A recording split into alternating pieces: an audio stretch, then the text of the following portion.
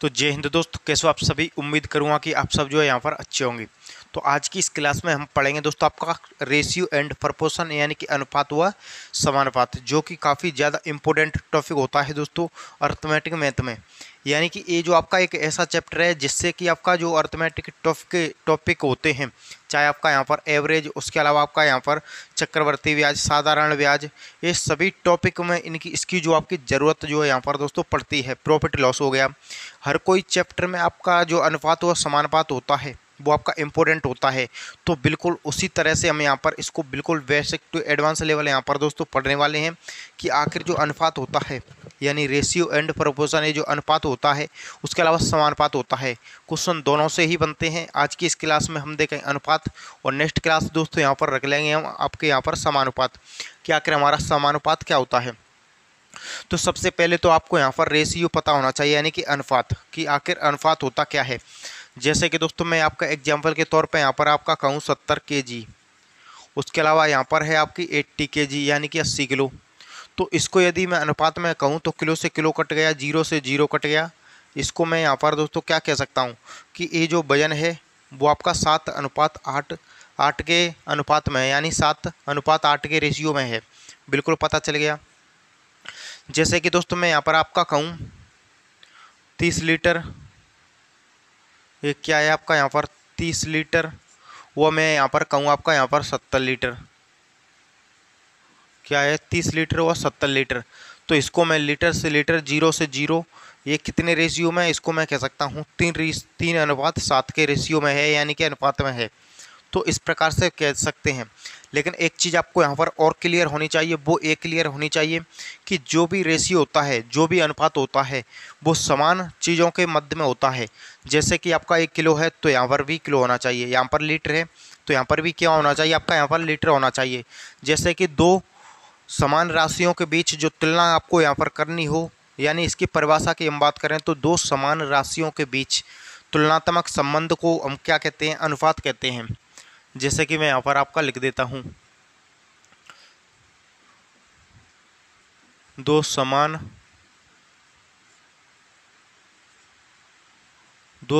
राशियों के मध्य, दो समान राशियों के मध्य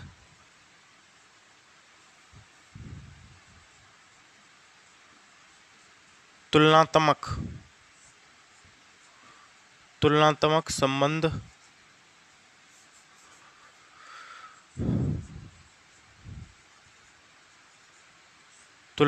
संबंध को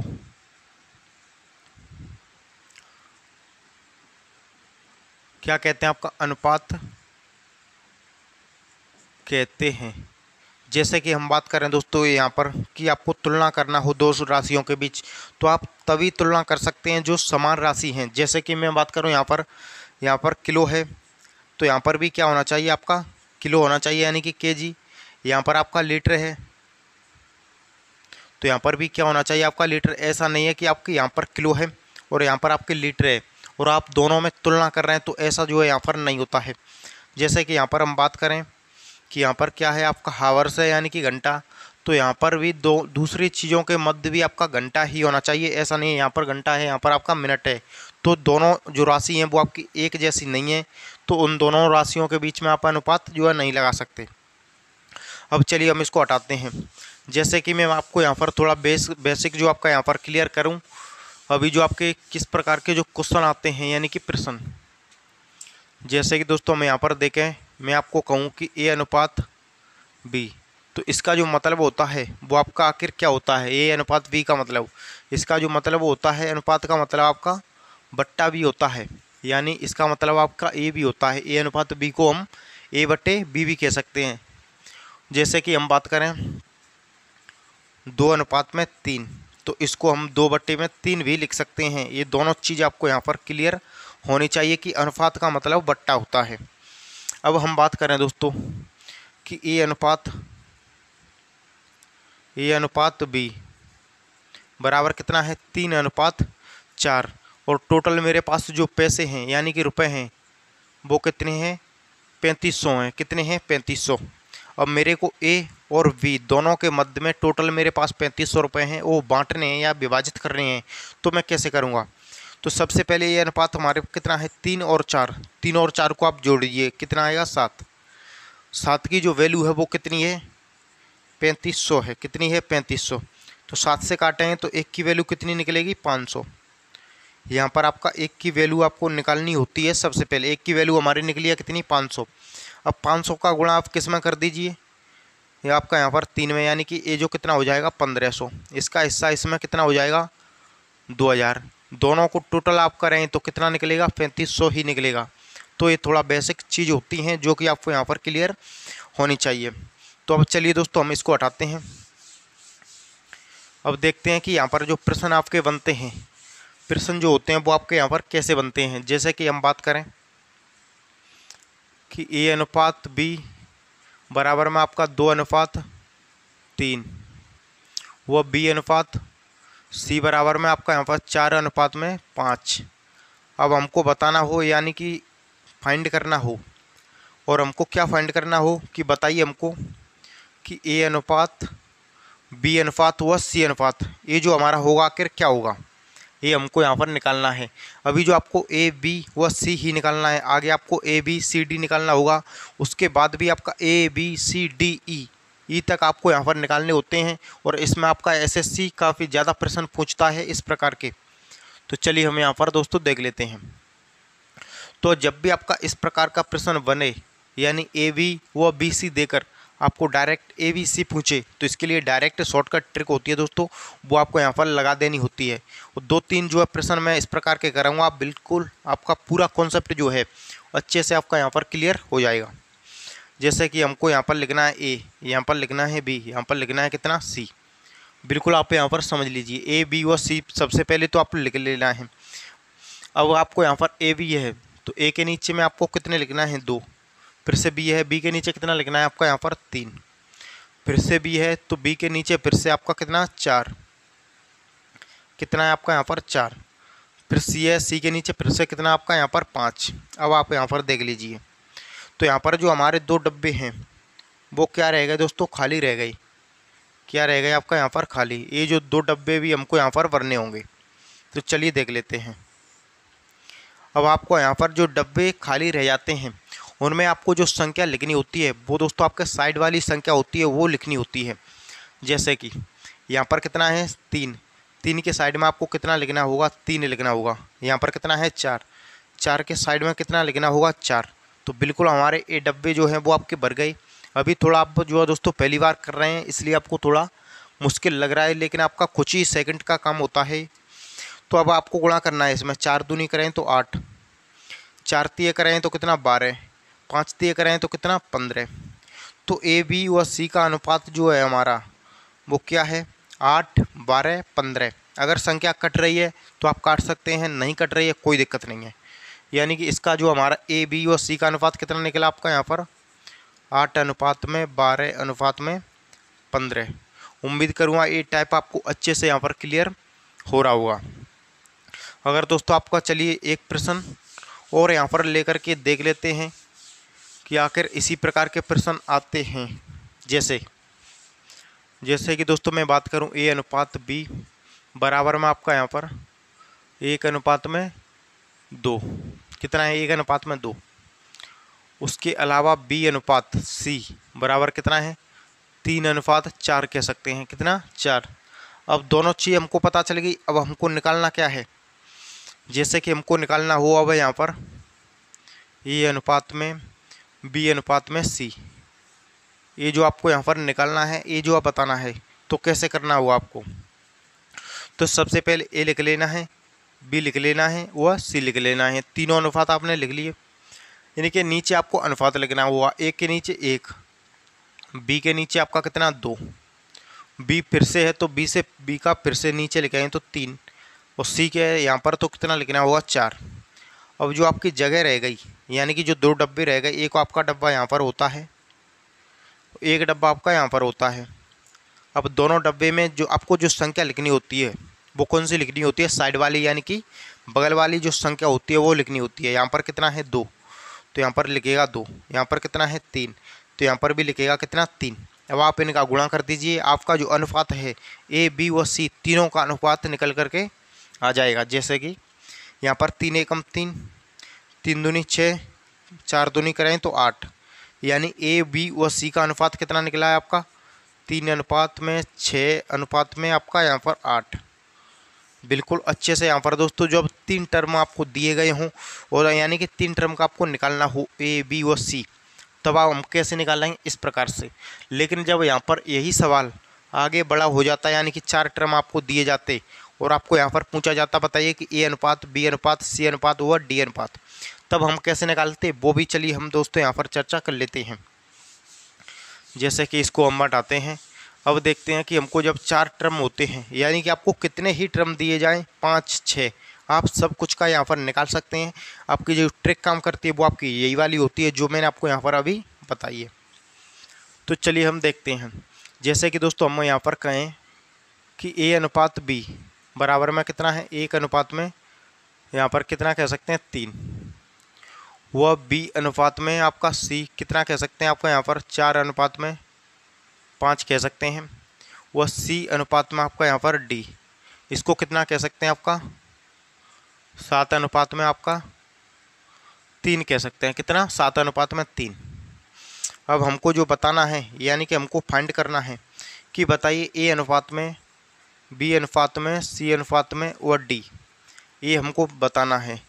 तो चलिए हम यहाँ पर देखेंगे कि हम कैसे निकालते हैं जब 3 टर्म हमको दिए जाएं तो सबसे पहले आपको क्या करना है ए बी सी वो आपको डी, इस प्रकार से यहाँ पर आपको लिख लेनी है। अब इनके नीचे आपको क्या लिखना है अनुपात, यानी यहाँ पर कितना है 1, यहाँ पर कितना है बी के नीचे 3, फिर से बी के नीचे कितना है आपका यहाँ पर 4 है यानी कि 4 है यानी कि 4, सी के नीचे कितना है आपका यहाँ पर 5 है, और फिर से सी के नीचे तो इसके नीचे लिखेगा 7, डी के नीचे कितना है 3।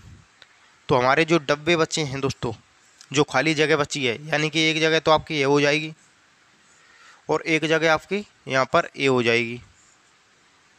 इस साइड देखें तो एक जगह आपकी खाली जगह यहाँ पर है, इस साइड देखें तो एक जगह आपका दोस्तों यहाँ पर भी है। यहाँ पर जो संख्या इनमें कौन सी नोट करनी है वो सब कुछ मैं यहाँ पर आपको बताऊँगा, बटे आपको यहाँ पर बने रहिए। ये जो जगह हैं, अब जो मैंने आपको बताई थी कि जो साइड वाला नंबर होता है, साइड वाली संख्या होती है, वही संख्या आपको यहाँ पर जो डब्बे खाली बचते हैं उनमें लिखनी होती है। यहाँ पर कितना है 3 है तो 3 हो जाएगा, फिर से यहाँ पर कितना हो जाएगा 3 है क्योंकि यहाँ पर 3 है और साइड वाली संख्या ही आपको यहाँ पर लिखनी होती है। यहाँ पर कितना है 5 तो 5 लिख जाएगा, यहाँ पर कितना है आपका 7 है तो 7 आ जाएगा, यहाँ पर भी 7 हो जाएगा, यहाँ पर कितना है 4 यानी कि 4 आ जाएगा। अब इनका आपस में गुणा कर देना है, आपका ए अनुपात बी अनुपात सी अनुपात और डी अनुपात, चारों अनुपात जो है दोस्तों यहाँ पर निकल करके आ जाएंगे। यानी 4 सत्ते करें तो कितना होगा 28 होगा अनुपात। यहाँ पर दोस्तों देखें तो 4 तिये 12, 12 सत्ते करें तो कितना हो जाएगा 84। यहाँ पर दोस्तों देखेंगे तो 7 पंज करें तो कितना 35, 7 पंजे 35, 35 तिये कितना हो जाएगा आपका 105, कितना हो गया आपका यहाँ पर 105।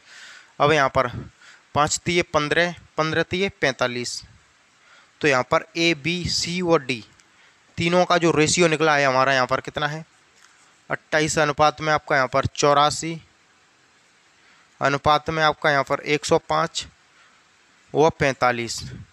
तो जब हमको 4 टर्म्स होते हैं वो दिए गए होते हैं तब हम कैसे सॉल्व करते हैं दोस्तों, बिल्कुल आपको अच्छे से इस सवाल से क्लियर हो गया होगा।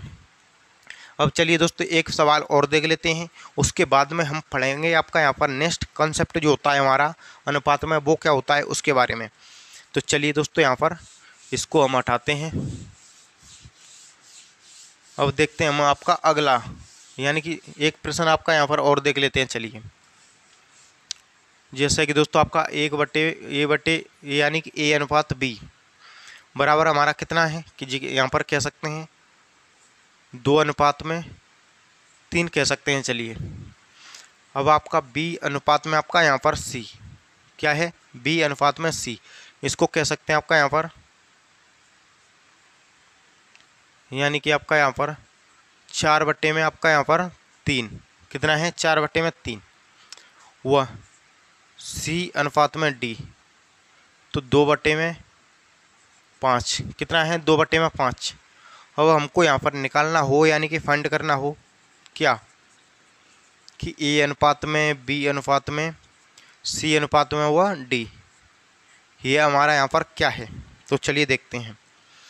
तो सबसे पहले यहाँ पर आपको क्या लिखना है, ए लिखना है, बी लिखना है, सी लिखना है और आपका डी, चारों टर्म आपको यहाँ पर लिख लेने हैं।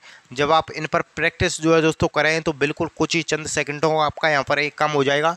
देखते ही आपने जो है दोस्तों आपके दिमाग में अनुपात जो है दौड़ने लगेगा। जैसे कि ए के नीचे कितना लिखना है 2, बी के नीचे कितना लिखना है 3, फिर से बी के नीचे कितना लिखना है 4 लिखना है, यहाँ पर सी के नीचे कितना लिखना है आपका 3 लिखना है, यहाँ पर फिर से सी के नीचे कितना 2, डी के नीचे कितना आपका यहाँ पर 5। बिल्कुल आपने संख्या जो होती है वो आपने नोट कर ली। अब एक डब्बा आपका यहाँ पर छूट गया, एक डब्बा आपका यहाँ पर छूट गया, एक डब्बा जो है दोस्तों यहाँ पर छूट गया और एक डब्बा आपका यहाँ पर है और 2 डब्बे यहाँ पर हैं। बिल्कुल आपको पता चल गई। अब इनके मध्य में आपको क्या लिख लेनी है, जो संख्या साइड वाली जो नंबर्स होते हैं यानी कि बगल वाले जो नंबर्स होते हैं वो आपको यहाँ पर नोट कर लेते हैं।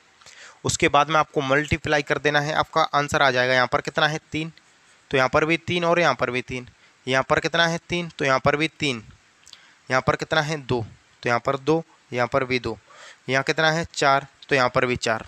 बिल्कुल आपको यहाँ पर दिख गया। अब इन सभी का गुणा कर देना है, मल्टीप्लाई कर देना है। जैसे 4 दूनी 8, 8 दूनी करें तो 16 अनुपात में, 4 दूनी 8, 8 तीय करें 24 अनुपात में, 3 दूनी करें तो 6, 6 तीय करें तो कितना होगा 18 अनुपात में, 5 तीय 15, 15 तीय 45 ए बी अनुपात में। तो ए बी व सी तीनों की जो हमारी वैल्यू है वो यहाँ पर निकल करके जो है दोस्तों आ चुकी है। जैसे कितनी 16 अनुपात में 24 अनुपात में 18 अनुपात में 45। अगर अनुपात कटता भी है तो भी हम यहाँ पर आगे तक जो है यहाँ पर काट कर इस संख्या को ले जा सकते हैं, लेकिन अगर नहीं कट रहा तो कोई दिक्कत नहीं, आपको यहाँ पर नहीं काटना है। तो चलिए एक कंसेप्ट तो आपका ये क्लियर हो गया। अब चलिए हम बढ़ते हैं, तीसरा जो हमारा कंसेप्ट होता है वो क्या होता है। तो चलिए दोस्तों इसको हटा लेते हैं। अब देखते हैं हम यहाँ पर जो हमारा नेक्स्ट जो कंसेप्ट आया है जो कि काफ़ी ज़्यादा इम्पोर्टेंट है, इससे भी परीक्षा में प्रश्न जो आपके पूछे जाते हैं। जैसे कि हम यहाँ पर बात करें कि 2a बराबर में 3b, तो मेरे को यहाँ पर ये पता होना चाहिए कि a अनुपात b क्या होगा। जैसे कि दोस्तों मैंने यहाँ पर आपका लिख दी है 2a बराबर में 3b, तो यहाँ पर हमको ये निकालना है, क्या निकालना है, a अनुपात में b। तो एक चीज़ आपकी यहाँ पर क्लियर होनी चाहिए कि जो संख्या जिस अनुपात के पास में होती है वो रियल में उसकी वैल्यू नहीं होती है, यानी कि दूसरे की होती है। तो यहाँ पर a की जो वैल्यू है वो आपकी 2 नहीं होगी, कितनी होगी 3। यहाँ पर जो b की वैल्यू है वो आपकी 3 नहीं होगी, कितनी होगी 2। यानी a की वैल्यू कितनी है 3, वह b की वैल्यू कितनी है 2। तो इनके जो रेशियो होंगे, इनके जो अनुपात होंगे वो क्या होंगे 3 अनुपात में 2 होंगे दोस्तों। और आपको यहाँ पर देखने में क्या लग रहा है कि जो आपकी a की वैल्यू है कितनी है 2, b की वैल्यू 3, लेकिन ऐसा नहीं है। ये जो आपका इस प्रकार से सॉल्व होता है, जो संख्या रियल में जिसके पास में होती है वो उसका वैल्यू नहीं होती है। जैसे कि हम बात करें कि 7a बराबर में 11b, तो आपको क्या बताना है a अनुपात में b। तो एक चीज़ आपको क्लियर होनी चाहिए कि a का रेशियो, a की जो वैल्यू है कितनी है 11 है, b की जो वैल्यू है वो कितनी है 7 है। यानी a की वैल्यू कितनी है 11 अनुपात में b की वैल्यू कितनी है 7।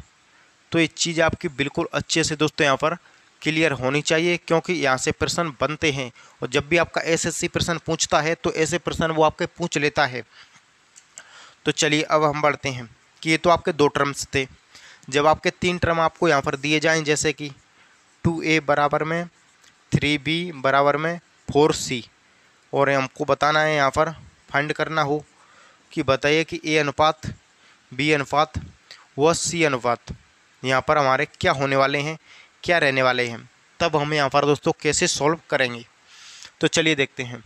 तो इसके लिए एक मेथड होता है एलसीएम मेथड, उससे भी आप यहाँ पर सॉल्व कर सकते हैं, लेकिन मैं आपको ये सजेशन करूँगा कि आप एलसीएम मेथड के चक्कर में ना पड़ें। मैं आपको डायरेक्ट यहाँ पर शॉर्टकट ट्रिक होती है वो बता देता हूँ कि यहाँ पर सबसे पहले हम चलिए एलसीएम लेकर देख लेते हैं। एलसीएम इनका लेंगे 3, 4 व 2, तो हमारा कितना आएगा यहाँ पर 24। कितना आ जाएगा दोस्तों यहाँ पर आपका 24 आ जाएगा, या फिर आपका यहाँ पर कह सकते हैं 12 आ जाएगा। कितना 12, कितना आ गया 12 एलसीएम। हमारा एलसीएम कितना है 12। तो 12 को हम 2 से डिवाइड करेंगे।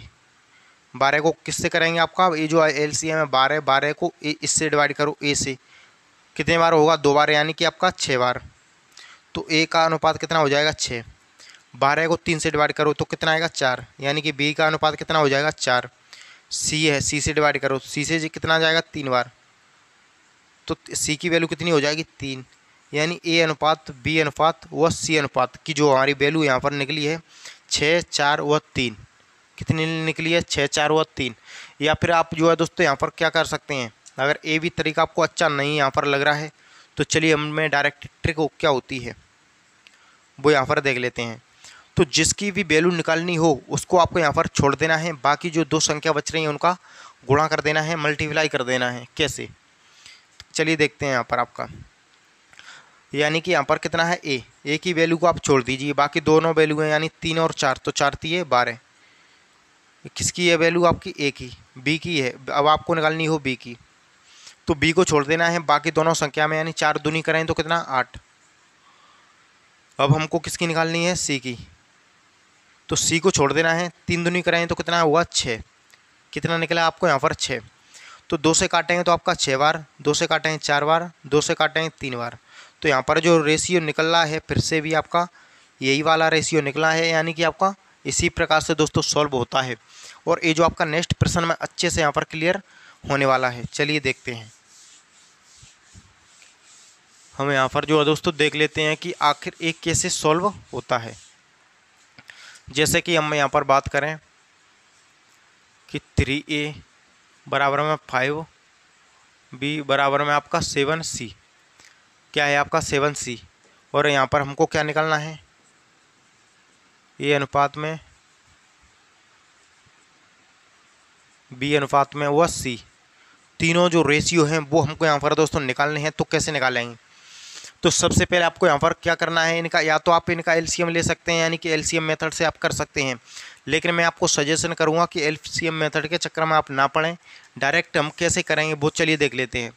तो हमको किसका निकालना है ए का, तो ए का वैल्यू निकालनी है हमको। तो ए की जो ए के पास में कितना है 3, तो आपको 3 को नहीं लेना है, फिर कितना बचेगा आपका 5 और 7, तो 7 5 करेंगे कितना 35। कितना आ गया ए की वैल्यू 35।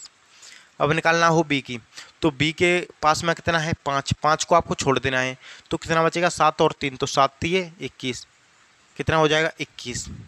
अब यहाँ पर निकालना है हमको क्या सी निकालना है, तो सी के पास में 7 है, इसको छोड़ देना है, तो 5 3 करेंगे कितना 15। तो ए अनुपात बी अनुपात सी की जो वैल्यू निकली है आपकी 35, 21 व 15। तो ये जो आपका रेशियो निकला है दोस्तों, जो आपका अनुपात निकला है वो बिल्कुल करेक्ट है। ऐसे जो आपको यहाँ पर निकालना होता है। चलिए एक प्रश्न दोस्तों हम यहाँ पर और देख लेते हैं। उसके बाद में जो आपका होते हैं, यानी कि आपका इनवर्स रेशियो, यानी कि आपका विलोमानुपात, उसके अलावा मिक्स्ड रेशियो मिश्रित अनुपात, वो आपके यहाँ पर वर्गानुपात, और उसके अलावा आपका घनानुपात, वर्गमूला अनुपात, वो सब क्या होते हैं उनके बारे में भी हम यहाँ पर दोस्तों डिस्कस करने वाले हैं। तो सबसे पहले हम एक प्रश्न और जो है दोस्तों यहाँ पर देख लेते हैं। जैसे कि हम बात करें दोस्तों आपका 5a बराबर में 4b बराबर में 7c, ये जो आपका यहाँ पर प्रश्न है, और इसमें हमको क्या निकालना हो, इसमें हमको फाइंड करना है ए अनुपात बी अनुपात व सी अनुपात। इसमें हमको क्या फाइंड करना है, ए अनुपात बी अनुपात व सी अनुपात हमको यहाँ पर निकालने हैं। तो कैसे निकालेंगे, तो मैंने आपको जो तरीका बताया था, यानी कि आपको डायरेक्ट जिसकी भी वैल्यू निकालनी है उसके मान को आपको छोड़ देना है, यानी कि यहाँ पर ए की निकालनी है, तो ए के पास में जो संख्या है इसको छोड़ देना है, बाकी कितना बचेगा 4 और 7, तो 7 चौके करेंगे कितना 28। अब बी की निकालनी है, तो बी की वैल्यू छोड़ दीजिए, कितना बचेगा 5 व 7, 7 5 35।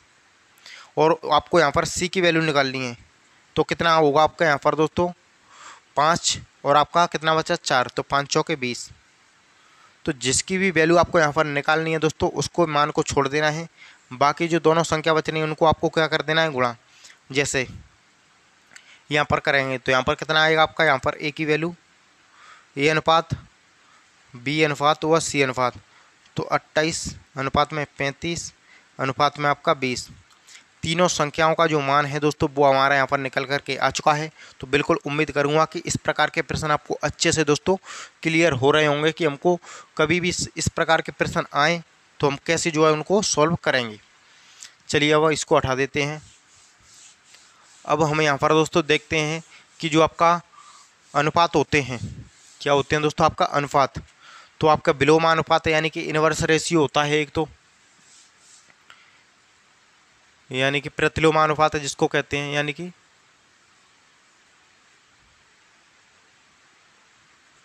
इनवर्स रेशियो,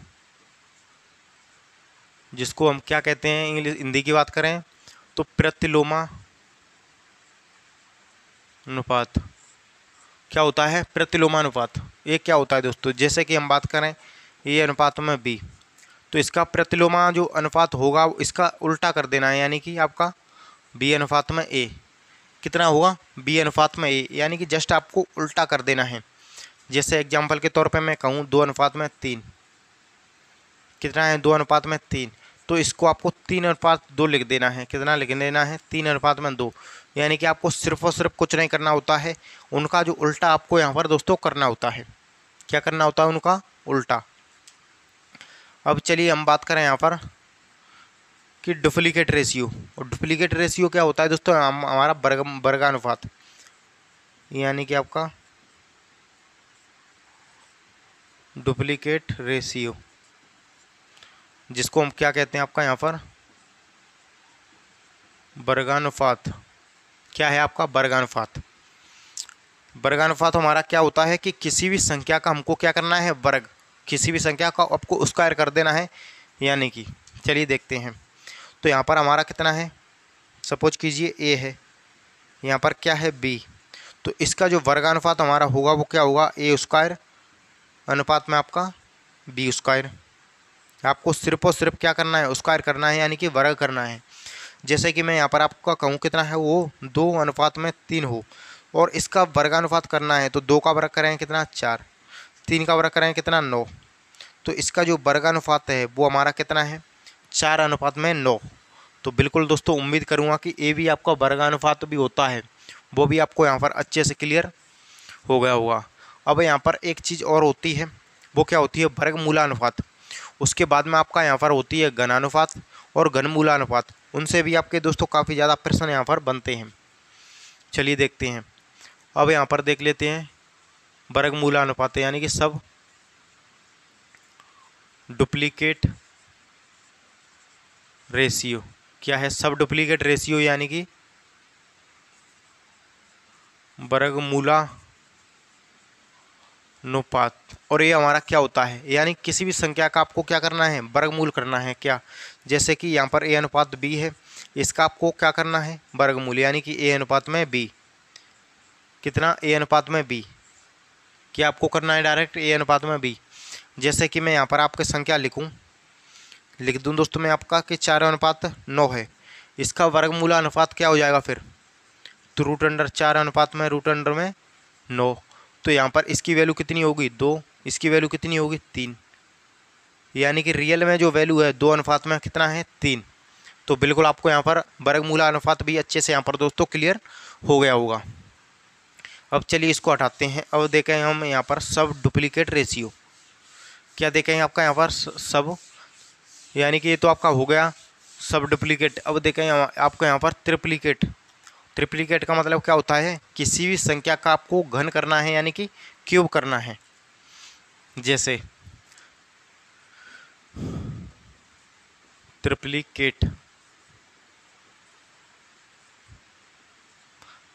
रेशियो, यानी कि दोस्तों घनानुपात।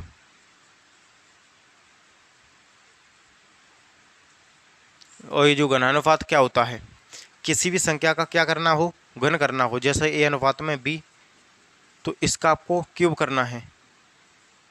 क्या करना है, क्यूब करना है, यानी कि घन, जो कि मैंने आपको यहाँ पर करके बता दिया।